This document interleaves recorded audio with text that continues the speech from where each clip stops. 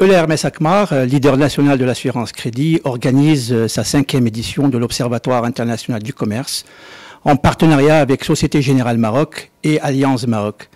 Alors nous avons voulu, à travers cette 5e édition, mettre en avant l'Afrique, ce continent vers lequel se tournent presque tous les regards du monde. Et nous avons voulu, à travers cette 5e édition aussi, vous présenter les perspectives de développement économique mondial 2018, mais aussi africaine et marocaine. Alors, en deuxième partie de cet observatoire, nous avons choisi une thématique de grande importance qui fait l'actualité aujourd'hui. C'est aussi la volonté du Maroc à adhérer à cet espace économique intégré qui est la CEDEAO.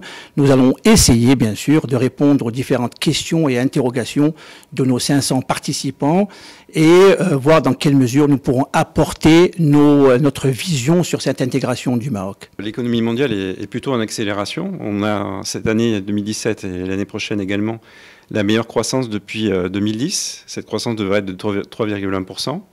Dans le même temps, le commerce international rebondit. Il a progressé de 7,5% cette année. Et le Maroc, en tant qu'économie qui a une stratégie ouverte, bénéficie bien évidemment de cette augmentation du commerce international, avec des exportations qui devraient encore progresser de 6,3% l'année prochaine. Il y a deux aspects à cette intégration. L'intégration commerciale, à laquelle on pense évidemment en premier. Ça permettra au Maroc de diversifier ses partenaires commerciaux, puisque c'est quand même principalement aujourd'hui l'Union européenne. D'aller vers le sud, c'est l'avenir. Mais ça ne se fera pas sans financement.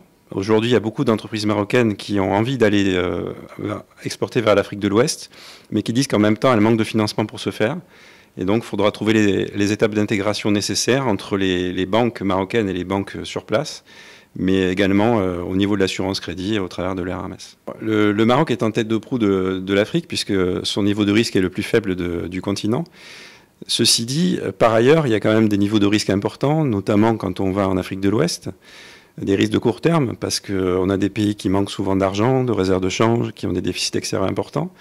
Et là où le Maroc peut tirer un avantage, c'est qu'on a un besoin de financement chaque année d'à peu près 100 milliards de dollars en Afrique. Alors tout ne vient pas d'Afrique de l'Ouest, bien évidemment, mais il y en a quand même une bonne partie. Et un système bancaire et financier plus développé peut tirer son épingle du jeu de par ses besoins.